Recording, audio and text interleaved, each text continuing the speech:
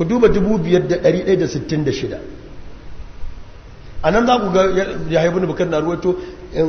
daga Anas bin Malik annahu kana bin 10 sinina maqdamar sunan za ku ji ya ibn bukar na faɗa sadda annabi ya je Madina shekarar Anas 10 yayi wa annabi hidima shekara 10 ya rasa annabi yana da shekara 20 wannan ba mun kari bane nace ba mun kari bane to mafi munin kuma ku matsa gaba a nan dai 5166 daga yabin bukai da za ku ga kana awwalan ma unzila hijab farkon saukar hijabi fi mubtana rasulullah bin zainab binti jash a ɗakin da annabi ya tare da zainab binti jash ayatul hijabi ta sauka a nan ne awwala ma unzila farkon saukar da ayatul hijab ta sauka aina ɗakin da annabi ya yi tariya da na zainab bintu jahash radiyallahu anha to ku tafi 146 cikin bukhari tafi 146 ku ga daga yahya ibn bukair din ya ruwaito anna azwajan nabi kunna yakhrujuna bil layl riwaya ta koma kan na aisha can ta anas ce a ina aka saukar da ayatul hijab dakin da annabi ya tare da zainab bintu jahash ku tafi 146 kwa gani kuma daga yana can daga Anas nan daga warmu ne Aisha cewa kana azwajin nabi kunna yakhrujuna bil layli idza tabarrazna ila al masani'i idan matan annabi za su kama ruwa da daddare suna fita cikin daji ne su fita cikin abin nan kangwaye na unguwa mata ana cewa suna tsareci suna cewa wai na ƙara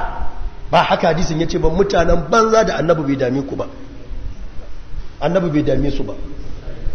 akwai tsirecin da ya wuce in za su tsuguno fita suke kangwaye su yi tsuguno umar yana mai fada ka daina bari suna ai ba magana da ma su zanen da suka yi ai su zanen da suka yi ba su zana yadda hadisin ya ce ba kamata su zana ta kwaye tana tsuguno haka yake a Bukhari amma saboda ba sa san Allah ba haka aka ce ba haka aka ce mun sun ce wai na canja hadisi wai na ce ta sa burziya ai ban ce ta ne sun zana ta sa burziya amma ba dan Buhari ya ruwaito cewa suna fita yin tsuguno a kangwayen unguwa ba sai yi wannan zanen kuma ba a faɗa ba cewa annabi bai kishin su aka suke tafiya kango su tsuguna su yi tsuguno a kangon unguwa Umar yake masa faɗa baya Buharin ne gashi ai فلا يكون رسول الله فعل فهرت سودة بنت زمع زوج النبي ليلة من الليالي إشاء وكانت امرأة طويلة هتأين da suka wannan zankalkal din haka yake hadisin fanadaha Umaru sai Umar ya kwala mata kira ganta zankalkal ta fito ala qad arabnaki ya sauda mun fa gane ki saudatu hirsan an yanzu da hijaba fa anzalna a tarja dan fatan hijabi suka shi kansa ubangijin baya kishin shari'ar baya kishin annabi baya kishin al'aurar sai da Umar yayi tawaye tukuna sannan Allah ya saukar shi annabi baya kishi Allah baya kishi Umar ne ke kishi sai da yayi kururuwa sannan wahayi ya sauka kuma me suke zuwa tsuguno suke zuwa a kangon unguwanni wacce an canja da yusai mantasalai marasa kishin kai duk abin da ake faɗa game da annabinsu baya damu su duk wannan kalmomin ko a jikinsu abincinsu ne a gabansu to a Buhari abinda yake Buhari ya fi na wannan zanen na Faransa muni inda za su zana mai Buhari ya faɗa za su zana ta ne tuɓa tana tsuguno a kan titi ai sun yi kara da suka tsaya a zana Brazil shi magana yake ta je ta yi tsiraici kuma ta tsuguno a kan titi haka hadisin ya ce gashi to wannan kuma duwa ke ruwata su ya haifu na bukai a can ya ce a ɗakin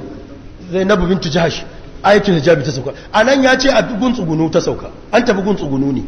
can an ce walima aka shirya wasu suka ci abinci walima suka ki tafiya aya ta sauka nan an ce mata annabi ne suke zuwa kwararo su tsugunu ta sauka za su haɗu ana ga mutane an rusa muku annabinku an canja muku addininku suna ihu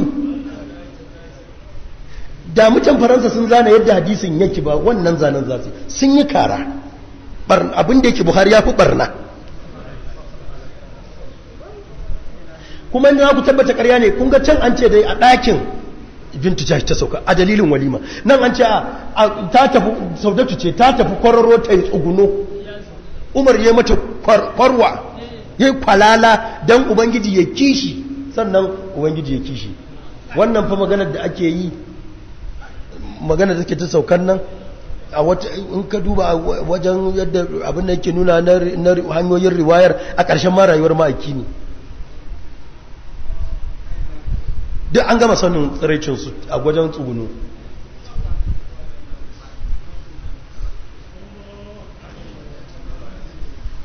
kuma me yasa ba a rawaito ne matan abokar suna zuwa ba su ma